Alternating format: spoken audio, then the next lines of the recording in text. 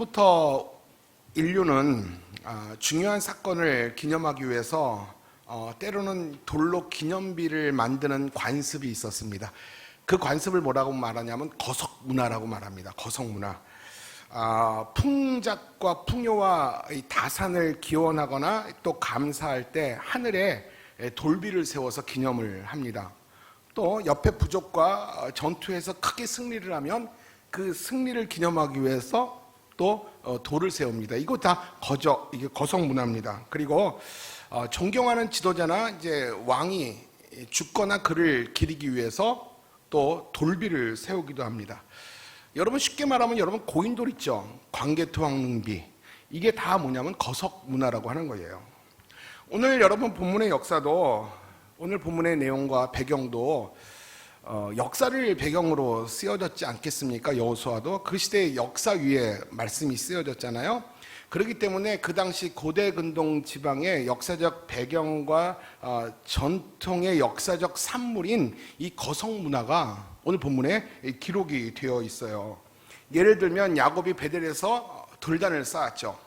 그리고 이사야서 4사기 7장에 보면 미스바와 센 사이에 에베네셀이 기념비를 세웠죠. 이런 이 돌탑, 이런 이 돌무더기가 다 이 거석 문화라는 것입니다. 그리고 오늘 본문인 이 길갈이 열두들도 마찬가지예요. 하나님이 이스라엘 백성들에게 요단강을 건너노 그 요단강 도하를 기념하기 위해서 12돌로 단을 쌓으라고 말합니다. 이것 또한 이 거석 문화인 거예요. 그런데 오늘 본문의 그 길갈의 12돌은 일반적이지 않아요. 모든 이 거석 문화는 다 인간을 높이고 인간을 찬양하기 위함인데 오늘 길갈의 12돌은 인간을 기념하기 위해서 쌓은 돌이 아니라 하나님이 친히 당신의 영광을 위해서 이 돌을 쌓으라고 여호수아와 그 백성들에게 이 명령을 하는 것이죠. 자, 우리 3절 말씀 한번 같이 볼게요. 시작. 그들에게 명령하여 이르기를 요단 가운데 제사장 돌 12돌을 택하여 그것을 가져다가 오늘 밤 너희가 유숙할 그곳에 두게 하라 하시니라. 아멘. 길갈의 12돌은 그것을 취해서 너희가 유숙할 곳에 가져가라 이렇게 말한 건 누구예요? 하나님이에요. 인간 스스로가 하나님을 기념하기 위해서 요단도화를 기념하기 위해서 한 것이 아니라 하나님의 명령입니다. 왜 그러셨을까요? 우리 7절 하반절 말씀을 보면 답이 나와 있어요. 시작. 이스라엘 자손에게 영원히 기념이 되리라 하라. 자, 하나님의 승리를 영원히 기념하라는 것입니다.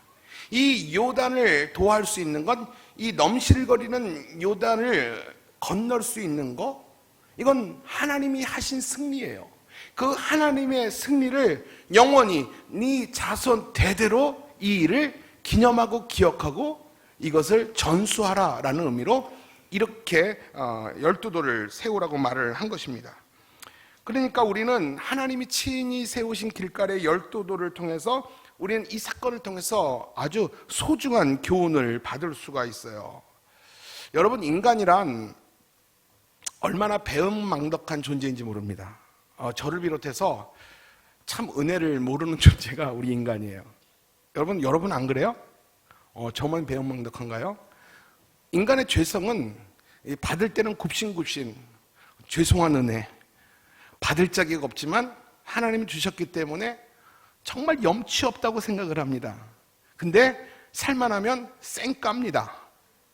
근데 이게 사람과의 관계도 마찬가지예요. 우리가 어려우면요, 정말 화장실 들어갈 때처럼 이 문제만 어떻게 하면 해결될 거면 좋을 것 같아서 온갖 아양을 다 떨고 그 도움을 받습니다. 그렇죠? 그리고 이제 좀 편해지면 또 사람과의 관계에서 그 은혜를 잊어버려요. 사람과의 관계에서도 배은망덕하고 하나님과의 관계에서도 참 배은망덕한 것이 인간이에요. 베푸신 은혜가 당시에는 하나님의 한결같은 은혜라고 생각하지만 시간이 가고 살만하면 그 베푸신 은혜를 망각하고 배은망덕하기를 얼마나 잘하는지 모릅니다. 이것이 하나님 앞에서 살아가는 인간이에요. 하나님은 그러한 우리를 너무나도 잘 알아요. 그래서 하나님께서는 그 은혜를 잊지 말고 기억하라고 이렇게 12돌의 기념비를 세워서 우리 눈앞에 둔 거예요. 잊을 때마다, 망각할 때마다, 네가 배은망덕한 자세를 가질 때마다 이 하나님의 승리의 기념비를 보면서 하나님이 하신 일을 기억하라 라고 그들 앞에서 실물 교육을 시키는 것이죠. 여러분, 이것이 그 한 가지만 경우가 아니에요. 같은 의미로 그 6월절, 무교절, 77절 뭐 이렇게 이스라엘은 중요한 7개의 절기가 있습니다. 그 절기를 인간이 만든 절기가 아니에요. 하나님이 제정하신 절기예요. 그 하나님이 왜 그 절기를 지정하셨는지 아십니까? 왜 만드셨는지 알아요? 하나님의 구원을 잊지 말고 기념하라는 거예요. 그 절기 때만 되면 하나님의 구원, 하나님이 하신 일들을 너희들이 잊지 말고 기억하라. 그런 차원에서 바로 7개의 절기를 하나님 정하셨어요. 또 그뿐만이 아니에요. 성찬과 세례식도 하나님이 정하신 예식이에요. 주님 다시 오실 때까지 주님의 죽으심을 기념하라는 것이죠. 그래서 우리가 1년에 2번 이상씩 우리는 성찬식과 세례식을 거행합니다. 그 성찬식과 세례식을 우리가 거행하면서 마음속에 무엇을 기억합니까? 예수님의 죽으심, 예수님의 다시 오심, 이것을 우리가 기억하며 그 은혜를 오늘도 잊지 않고 살아가는 것이에요. 결국 다 이게 뭘 얘기하는 거예요? 하나님의 은혜 앞에서 배은망덕한 자가 되지 말라는 거예요. 한마디예요. 그냥 내가 너 배은망덕한 거 너무 잘한다. 하나님 앞에서 배은망덕한 자가 되지 말라. 하나님 앞에서 배은망덕한 자가 한마디로 교만이에요. 하나님이 제일 싫어하는 게요, 여러분 이번엔 다락방에서 공부하겠지만 교만과 음란이에요. 하나님이 교만한 자를 절대 허용하지 않습니다. 여러분, 다윗과 사울을 우리가 잘 비교하잖아요. 다윗이 사울보다 훨씬 큰 죄를 졌어요. 근데 왜 다윗을 용서하신지 알아요? 다윗은 그 자리에서 바짝 엎드려 겸손하게 하나님의 은혜를 구하며 사죄의 은혜를 바랬어요. 회개할 줄 아니까 하나님이 그를 용서하신 거고요. 사울은 때마다 하나님께 변명합니다. 자신의 허물과 죄를 인정하지 않아요. 하나님이 베푸신 은혜에 대해서 배은망덕했어요. 그래서 그가 하나님을 버리자 하나님도 사울을 버렸어요. 다시 말합니다. 염치 없는 은혜, 죄송한 은혜, 강제적인 하나님의 은혜를 받았음에도 불구하고 이제 내가 좀 살만하니까 배은망덕한 것, 이것이 하나님 앞에서 교만이에요. 배은망덕하지 말라고 12돌을 그 눈앞에 세워놓은 거예요. 그리고 자녀 세대들에게 그 은혜의 기억을 너희들에게만 단절시키지 말고 자녀에게도 그 은혜의 기억을 전수해라. 그리고 부모 세대들에게 그 책임을 맡기는 것입니다. 우리는 성경을 읽다 보면요, 하나님의 관심이 어디 있는가를 알게 돼요. 하나님의 관심이 이 기성세대 어른들에게 있기보다는 다음 세대들에게 하나님의 관심이 있다는 것을 금방 알게 됩니다. 그런 의미에서 이 길갈의 엿들도요, 결국 다음 세대들을 가르치기 위한 교보제입니다. 오늘 성경에서는요, 오늘 본문에서는요, 자녀들을 어떻게 양육할 것인가, 다음 세대들에게 무엇을 가르칠 것인가에 대해서 오늘 선명하게 성경은 말씀하고 있어요. 여러분, 성경은요, 자녀 교육에 대한 분명한 철학이 들어라 있습니다. 여러분, 그런 면에서 볼 때 한국 부모들은 자녀들을 너무 귀히 여겨요. 너무 귀히 여기는 방면에 자녀 교육에 있어서는 철학의 빈곤을 느낍니다. 어떻게 무엇을 아이들에게 가르쳐야 될지를 모릅니다. 그래서 이게 유행하면 이것도 가르치고 저게 유행하면 저것도 가르칩니다. 뭐 하나를 자기 철학과 어떤 소신 없이 가르쳐요. 그러다 보니까 애들이 찔끔찔끔 많이 하지만 깊이가 없습니다. 무엇을 배워야 될지, 어떻게 배워야 될지 우리 부모들이 그런 소신과 철학이 없으니 아이들은 우왕좌왕할 수밖에 없는 것입니다. 불행한 사실은 우리 크리스찬들도 예외가 아니라는 거예요. 여러분, 성경을 잘 보세요. 성경을 연구해 보세요. 오늘 본문만 봐도 자녀를 어떻게 양육할 것인가, 무엇을 가르칠 것인가에 대해서 아주 구체적으로 소개하고 있어요. 여러분, 가장 좋은 자녀 교육은 신앙교육입니다. 여러분 믿습니까? 여러분 동의하세요? 가장 좋은 교육은요, 변함없으신 하나님의 말씀을 그 아이들한테 전하는 것입니다. 자녀들에게 성경적 세계관을 심어줘야 돼요. 이 사회가 갈등하는 이유가 이 세계관의 충돌이거든요. 우리 자녀들에게 성경적 세계관을 가르쳐야 돼요. 성경적 세계관의 중심에 누가 계십니까? 하나님이 계십니다. 하나님이 천지를 창조하셨고 지금도 말씀으로 세상을 다스리고 계시며 이 역사의 주인은 하나님이라는 사실을 우리 자녀들에게 분명히 똑바로 자녀들에게 가르쳐야 된다는 거예요. 그런 의미에서 길갈의 오늘 12도를 통해서 다음 세대들에게 하나님의 주인 되심과 하나님의 승리를 가르치며 선포하라는 거예요. 이 요단을 누가 건넜는지, 누가 어떻게 건너게 하셨는지, 그것을 너희들만 기억하고 너희들만 잊지 않는 게 아니라 자녀들에게 똑똑히 우리 세대에 행하신 하나님을 자녀들에게 가르치라는 거예요. 오늘 본문에 들어가 보면 요단을 건넌 이후에 이 역사적인 사건들을 어떻게 후손들에게 전할 것인가를 생각하면서 기념비가 세워지는 과정이 오늘 본문에 소개가 되고 있어요. 우리 2절과 3절 말씀을 같이 읽어볼까요? 시작. 백성의 각 지파에 한 사람씩 12사. 잠깐만요. 읽기 전에 이게 무슨 말인지 이해하면서 읽어야 돼. 저거 한국말이고요. 아주 쉬운 얘기예요. 그러니까 제가 다시 설명하지 않게끔 읽으면서 이해를 좀 해주세요. 할 수 있겠죠? 네. 시작. 백성의 각 지파에 한 사람씩 12사람을 택하고 그들에게 명령하여 이르기를 요단 가운데 제사장들의 발이 굳게 선 그곳에서 돌 12를 택하여 그것을 가져다가 오늘 밤 너희가 유숙할 그곳에 두게 하라 하시니라. 아멘. 여러분, 이 명령을 잘 보면 특이한 점이 있어요. 각 지파 한 사람씩 각 12명이 이 갈라진 요단강 한가운데 법궤를 들고 있는 제사장이 굳게 선 그곳에 있는 돌 12를 취하여 너희들이 유숙할 곳에 가져가라는 것입니다. 이해 가시죠? 여러분이 이해했던 것과 제가 설명드렸던 것이 똑같습니까? 예, 그러면 넘어갈게요. 근데 이 너희가 요단강에서 취한 돌은 아무 곳이나 찾을 수 있는 돌이 아니에요. 꼭 요단 강가 법궤를 메고 있는 제사장들이 굳게 선 그곳, 바로 그곳에서 돌 12를 취해야 됩니다. 이 돌은요, 기적의 돌이에요. 아무 때나 어디서나 볼 수 없는 하나님의 기적에 있는 자리가 그 돌이에요. 근데 여러분, 그 돌이 얼마나 할까요? 얼마나 했을 것 같아요? 그 골리앗을 맞췄던 짱돌일 것 같아요? 돌이 이게 이 자갈 수준일까라고 생각하지만 5절에 그 크기가 얼마인지 나타나 있어요. 5절 보니까 돌 한 개씩 가져다가 어깨에 매라. 적어도 있잖아요. 어깨에 맬 정도로 그렇게 크진 않지만 그냥 손으로 들 수 없는 어깨에 매어야지만 갈 수 있는 돌이 한 요만한 돌들이 아닌가. 그렇죠? 이렇게 어깨에 맬 수 있는 돌이라고 말합니다. 근데 여러분 잘 들으세요. 하나님은 이스라엘 부모들에게 그 돌을 어깨에 매라고 했을 때 그 돌은 단순히 돌이 아니었어요. 그 돌은 뭐냐면 자녀에 대한 신앙의 책임을 부모의 어깨에 매라는 거예요. 자녀에 대한 신앙의 책임 부모에게 했어요.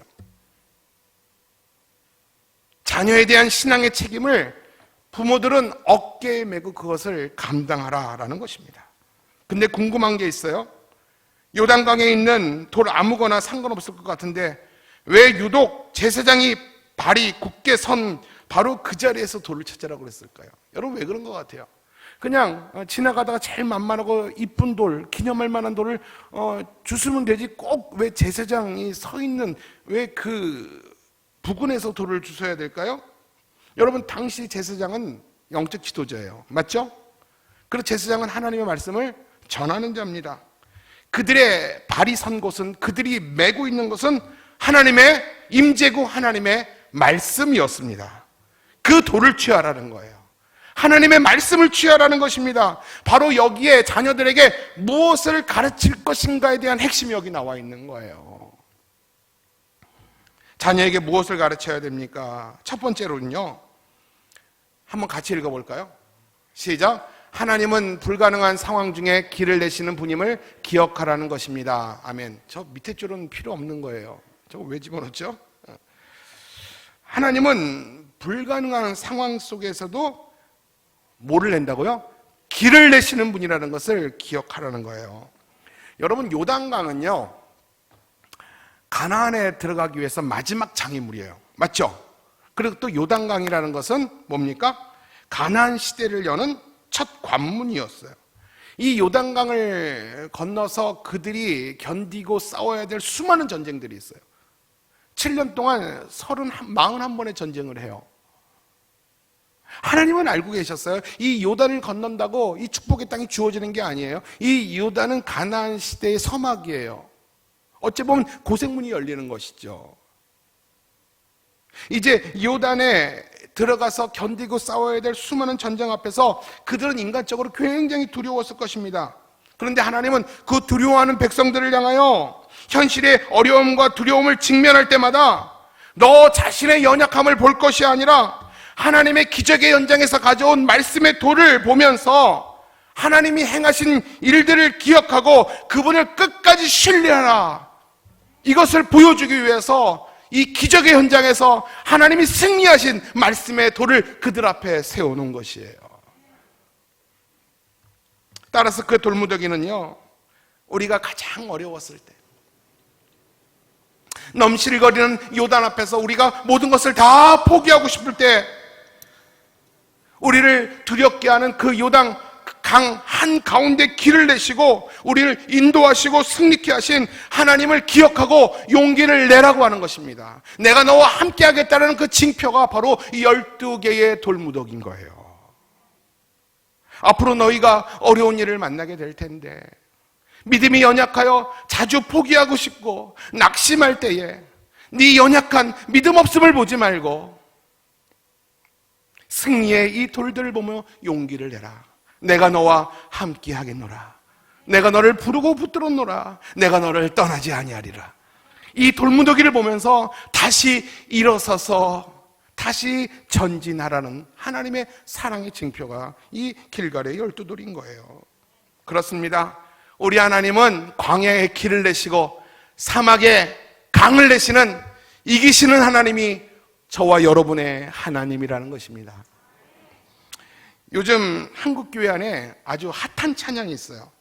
웨이메이커. 우리 글로리아 찬양 내가 했었죠. 길을 만드는 자. 그 찬양은 아무나 못 불러요. 저처럼 박치나 음치들은요, 듣기는 들어도 감히 못 따라하는 찬양이에요. 근데 그 가사가 얼마나 공격적이고 얼마나 선명한지 몰라요.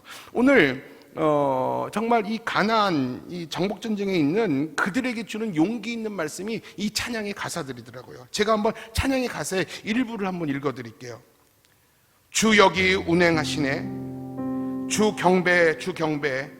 새 길을 만드시는 주, 큰 기적을 만드시는 주, 그는 우리 하나님. 약속을 지키시는 분, 어둠 속을 밝히시는 분, 그는 우리 하나님. 저는 오늘 이 찬양을 우리 김상수 목사님한테 그저께 전화를 했어요. 이 찬양은 제가 혼자 솔로로 불렀으면 딱 좋겠어요. 근데 이 기도회를 망칠 것 같아요. 그래서 요모만큼 노래도 훌륭한 우리 김상수 목사님한테 이 찬양을 한번 부탁드렸는데, 야, 노래 좋다 이렇게 생각하지 말고 가사를 한번 들어보시고, 오늘 이 가사가 여러분을 향한 하나님의 선포인 줄로 믿습니다. 길을 만드시는 하나님, 광야의 길을 내시는 하나님, 사망의 강을 내시는 그 하나님이 내 하나님이시고, 오늘 이 찬양을 통해서 내게 용기 주시고 내가 너와 함께 하신다는 그 확신을 얻고 돌아갈 수 있는 오늘 이 밤 되시기를 주님의 이름으로 축원합니다.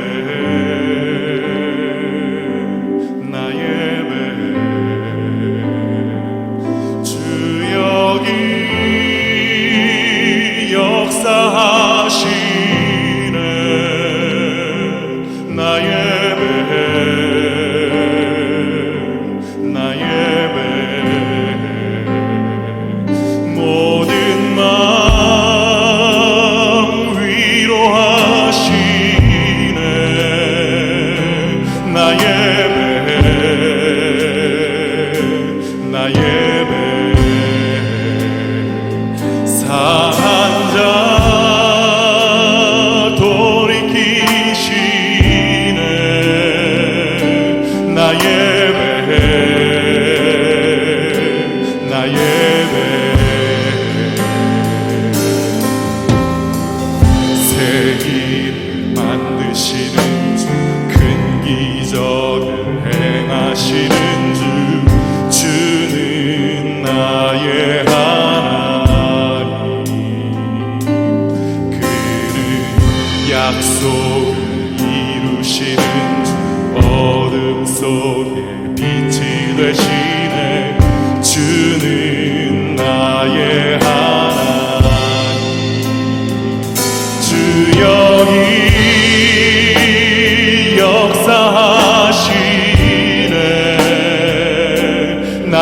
예배해 나 예배해 죄인을 돌이키시네 나 예배해 나 예배해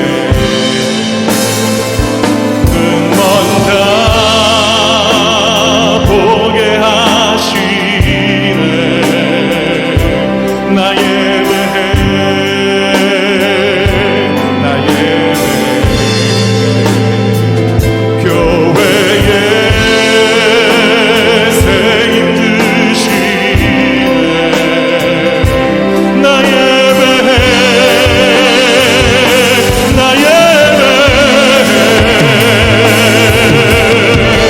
비록 내게 보이지 않아도 비록 내게 느껴지지 않아도 하나님은 멈추시지 않네 하나님은 새 일에 가시네 비록 내게 보이지 않아도 비록 내게 느껴지지 않아도 하나님은 멈추시지 않네 하나님은 새 일에 가시네 Waymaker, miracle worker, promise keeper, light in the darkness.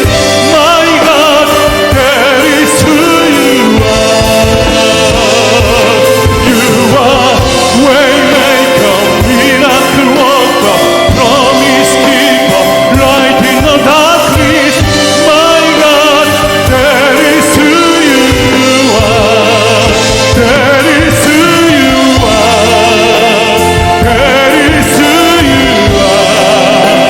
That is who you are. That is who you are. 나의 하나님, 나의 하나님, 나의 하나님, 나의 하나님.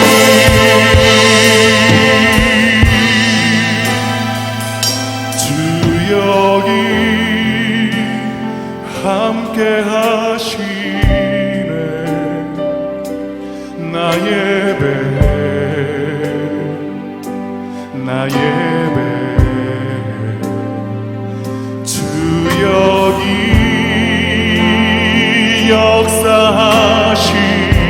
역사하시네 나 예배해 나 예배해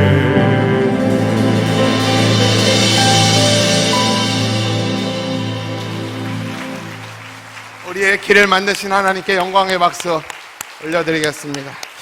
길을 만드시는 주, 기적을 만드시는 주, 약속을 지키시는 주가 나의 하나님입니다. 그 하나님 앞에 오늘 우리가 예배하는 겁니다. 우리 다시 한번 뜨거운 박수로 우리 하나님을 향하여 박수로 영광 올려드립니다.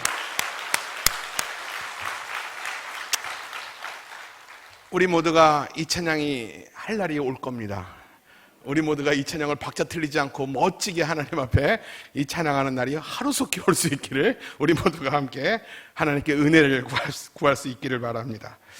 자, 두 번째, 길갈이 12들을 보며 자녀들에게 또 무엇을 가르쳐야 됩니까? 둘째로 자녀들에게 영적 유산을 남겨주라는 것입니다.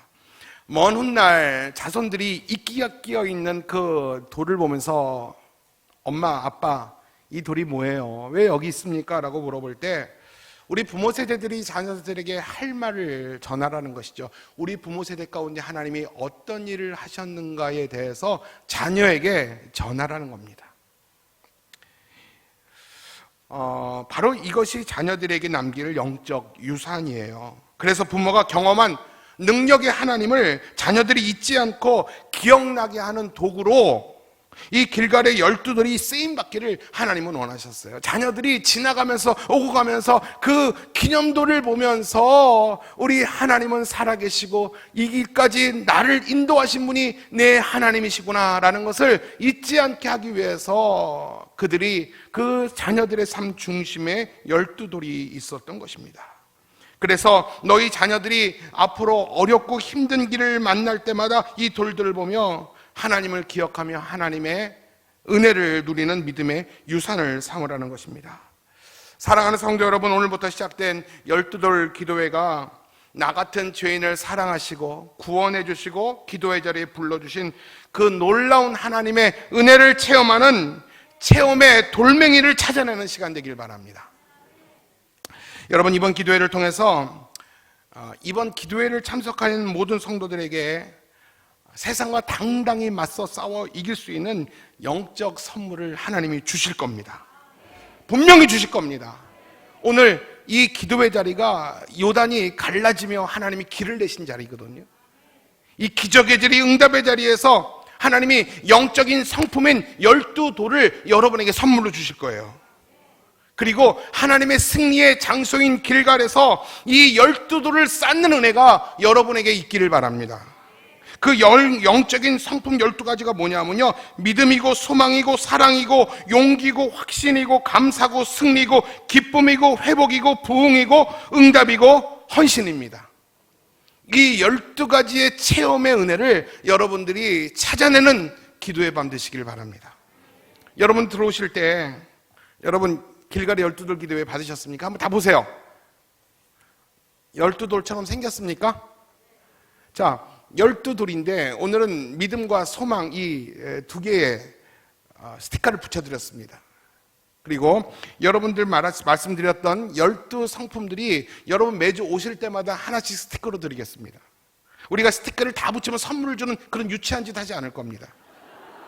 우리가 12기도회를 통해서 하나님이 주시는 그 은혜의 돌들, 세상과 맞서 싸워 이길 수 있는 영적인 무기들을 하나님이 하나씩 그때마다 응답으로 주실 겁니다.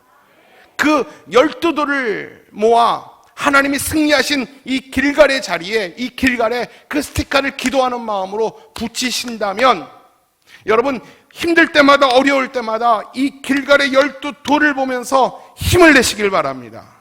그리고 우리 자녀들에게 이것을 유산으로 남겨줄 수 있으면 좋겠어요. 엄마, 이게 뭡니까? 내가 가장 힘들었을 때, 어려웠을 때 하나님의 은혜 붙들고 하나님이 주신 은혜를 내가 이렇게 한 체험하며 이렇게 남긴 것을 자녀들에게 줄 수 있었으면 좋겠어요. 여러분, 이 12돌 기도회 보면 오늘 기도회를 참석하지 않은 분들도 영상을 보고 분명히 달라고 하실 거예요. 아낌없이 주라고 그랬습니다. 우리 교육자들 다 주세요. 근데 안 나오고 붙이는 분도 귀하지만 그래도 매주 나와서 이삭줍기 하듯이 하나님의 그 은혜와 12성품들을 내가 받아서 하나씩 붙여간다면 하나님과 나 사이에 더 많은 스토리가 있지 않겠습니까? 여러분, 이거 사실 스티커로 하려고 그랬어요. 성경책에 붙여놓고 이 성경과 함께 이 스티커를 12돌을 자녀에게 영적 유산으로 남기자고 제가 말씀드리려고 그랬는데 인쇄하는 분이 잘못 붙였어요. 그래서 그냥 이렇게 그냥 와가지고 제가 구멍 뚫어서 이렇게 하나 끈을 달아놨어요. 여러분, 이것이 자녀들에게 주는 영적 유산이에요. 네가 인생을 살면서 힘들고 어려울 때마다 이 돌들을 보며 하나님을 기억할 수 있기를 바란다. 우리 세대 가운데 역사하신 그 하나님이 너희 세대 가운데도 힘있게 역사할 줄로 믿는다 하면서 여러분, 우리가 무엇으로 자녀들에게 유산을 남기겠습니까? 여러분, 유산 남길 만큼 땅과 재산이 있습니까? 가장 아름다운 유산은요, 평생 없어지지 아니할 하나님이 나와 함께 하시는 그 하나님을 자녀들에게 유산으로 남길 수 있기를 바랍니다. 그러면 왜 길갈입니까? 왜 그 돌을 가져다가 길갈에 쌓아야 됩니까? 우리 19절부터 20절이에요. 19절부터 20절 우리 같이 읽습니다. 시작. 첫째 달 10일에 백성이 요단에서 올라와 여리고 동쪽 경계 길갈에 진침해 여호수아가 요단에서 가져온 그 12돌을 길갈에 세우고 라고 했습니다. 자, 12돌을 어디에 세웠다고요? 길갈에 세웠습니다. 이 길갈이 어디입니까? 세 가지 의미가 있어요. 첫째, 길갈은 우리의 수치를 씻는 곳입니다. 이 길갈이라는 뜻은 굴리다라는 뜻이에요. 애굽에서 받은 수치를 하나님이 굴려내시다, 다 씻어낸다라는 것이 이 길갈의 의미입니다. 하나님의 존귀한 백성이 이방민족 애굽에서 수치와 모욕을 당했지만 이제 이곳 축복의 땅 가나안에 들어와서는 모든 수치와 고통을 하나님이 벗어나게 해주겠다라는 차원에서 길갈의 그 돌을 세우게 하신 것입니다. 따라서 이 길갈은 이제 모든 수치와 고통이 물러가는 곳이며 하나님의 진짜 백성으로서 출발하는 것이 이 길갈이라는 것이에요.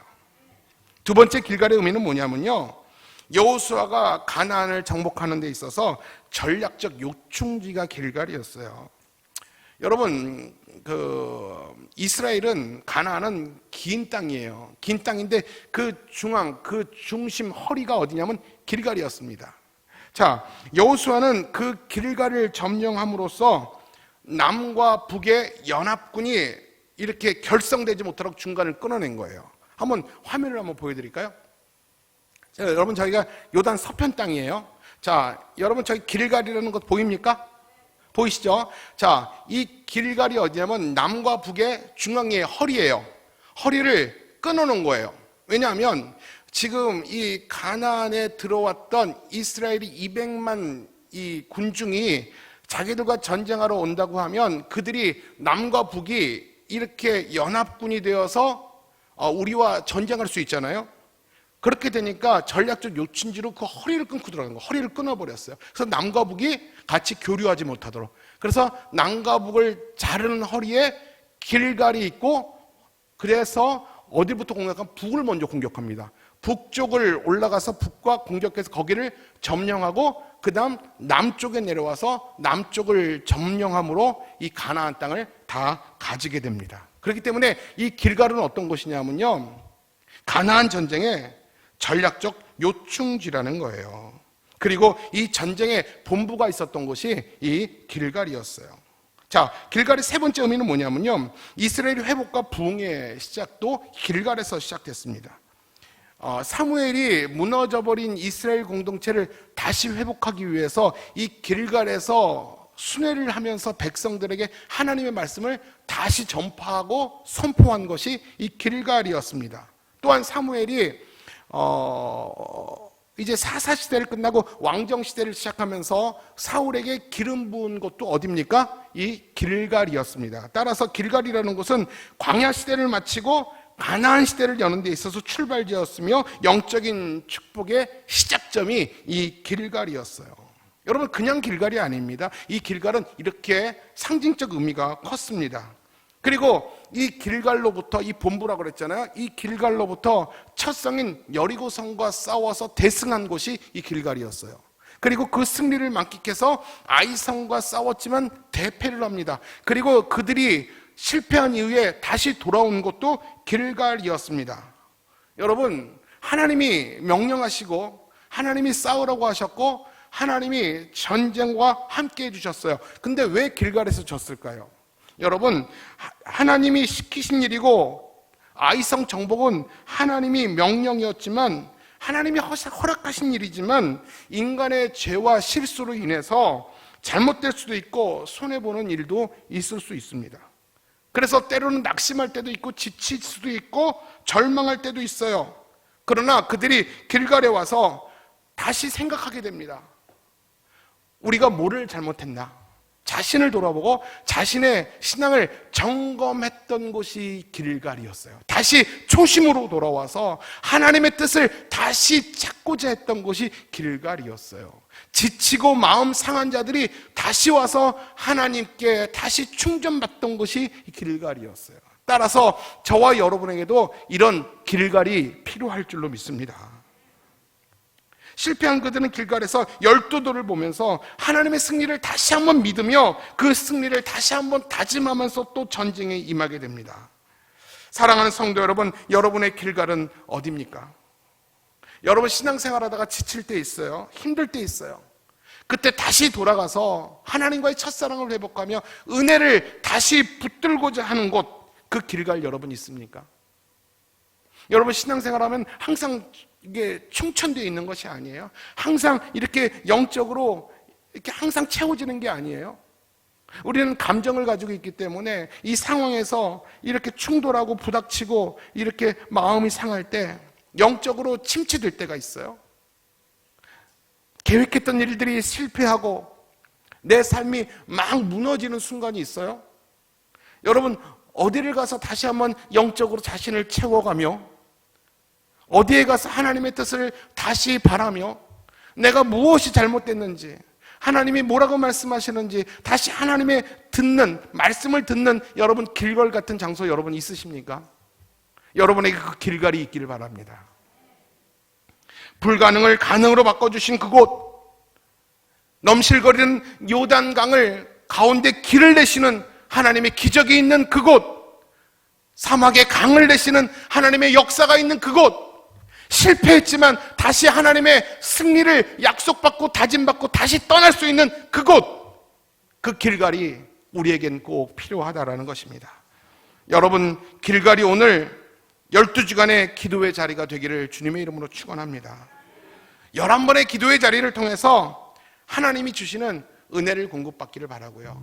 여러분, 이제 포스트 코로나 이제 이후에 일상화 되어가고 있지만 익숙하지 않아요. 낯설어요. 코로나만 끝나면 모든 것이 다 잘 될 줄 알았는데 생각만큼 모든 것이 안정적이지 않더라고요. 글로벌 경제가 흔들면서 한국 경제는 정말 어려운 때를 지금 살고 있지 않습니까?